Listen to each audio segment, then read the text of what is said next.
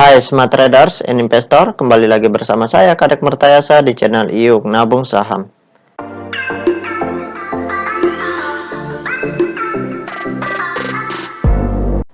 Nah, di episode kali ini kita akan membahas salah satu perusahaan yang direquest oleh Eroga. Kode sahamnya Power. Nama perusahaannya yaitu PT Cikarang Listrindo Tbk. Oke, untuk mempersingkat waktu kita langsung saja buka datanya di aplikasi iPad ya. Jika Anda menyukai konten-konten kami mengundang Anda untuk mengklik tombol like dan subscribe agar Anda mendapatkan video terbaru kami setiap minggunya. Nah, kita ganti di sini kodenya Power, POWR. Kemudian kita enter. Nah, berdasarkan grafik dari perusahaan Power atau PT Cikarang ini, dari bulan Januari itu harga sahamnya naik sedikit, setelah itu turun, kemudian terus turun pelan-pelan. Ya, kemudian di sini sideways, naik, turun, naik, turun, naik, turun. Kemudian flat ya. Nah, sekarang kita ingin lihat apa yang dilakukan oleh investor besarnya dari tanggal 1 Desember 2021 sampai tanggal 10 Januari 2022. Oke, kita langsung saja buka datanya di aplikasi iPod. Nah, kemudian kita klik Broksum. Nah, kita ganti kodenya Power. Kemudian kita masukkan dari tanggal 1 Desember 2021, kemudian tanggal 10 bulan 1 2022. Kemudian kita klik show. Nah, berdasarkan data transaksi atau data broker summary dari perusahaan PT Power, kalau kita hitung total lot yang dibeli dengan total lot yang dijual secara keseluruhan dengan menggunakan tools tambahan yaitu Detektor, maka dapat ditarik kesimpulan bahwasanya dari tanggal 1 Desember 2021 sampai tanggal 10 Januari 2022 ya di fase sideways ini itu investor besarnya melakukan aktivitas normal distribution. Jadi mereka melakukan penjualan dalam kategori yang normal ya. Di sini mereka membeli, naik harganya, kemudian turun, mereka menjual, membeli lagi, terus jualan lagi.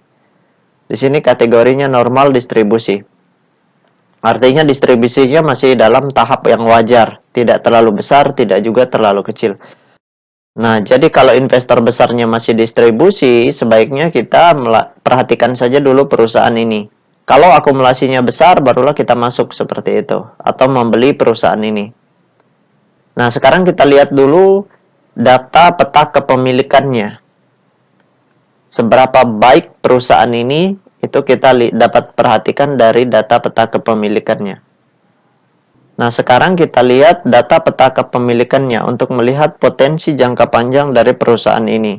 Apakah harga sahamnya akan naik tinggi atau justru turun tinggi?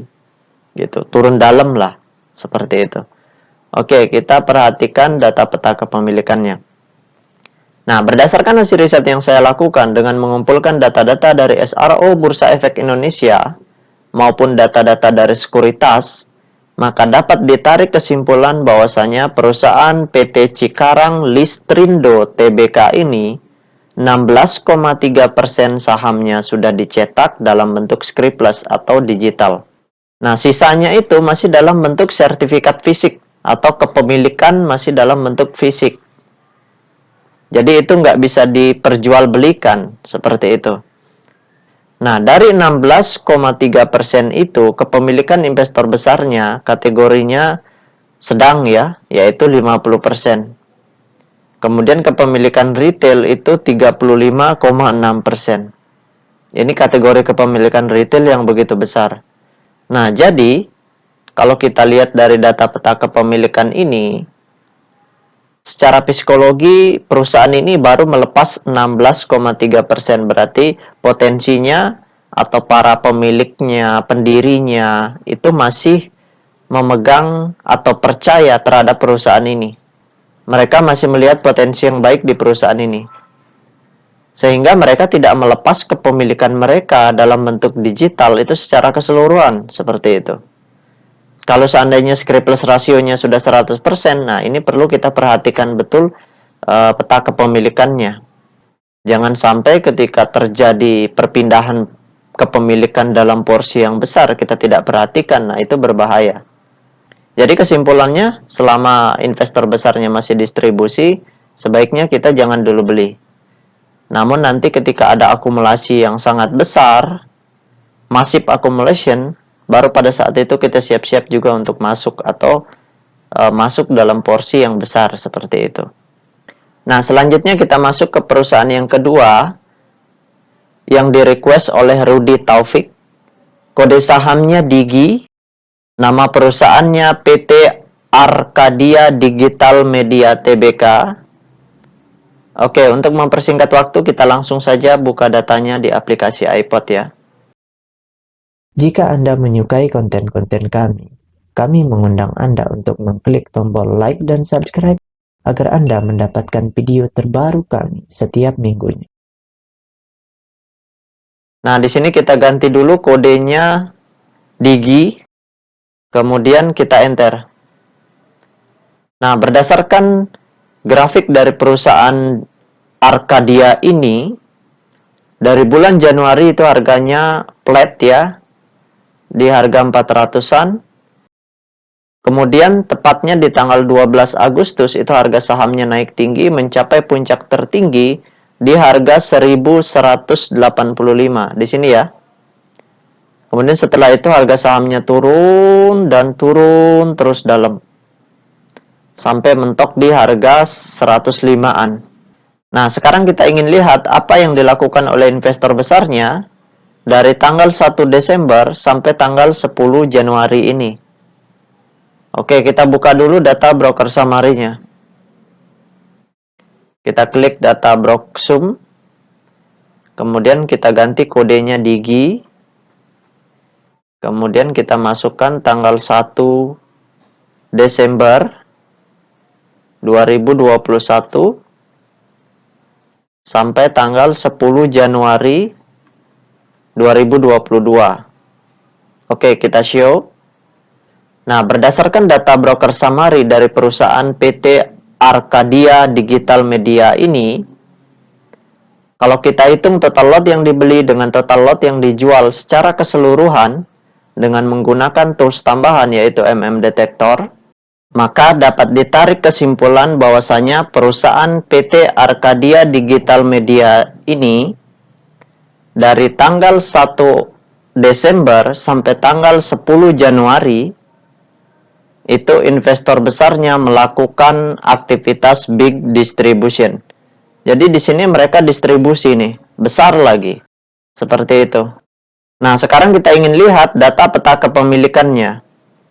Nah, berdasarkan hasil riset yang saya lakukan dengan mengumpulkan data-data dari SRO Bursa Efek Indonesia dan data-data dari sekuritas, maka dapat ditarik kesimpulan bahwasanya perusahaan PT Arcadia Digital Media Tbk ini 100% sahamnya sudah dalam bentuk digital. Artinya sudah dilepas ke publik dalam bentuk digital. Kemudian dari 100% saham yang beredar, 74,4% itu dimiliki oleh investor besarnya.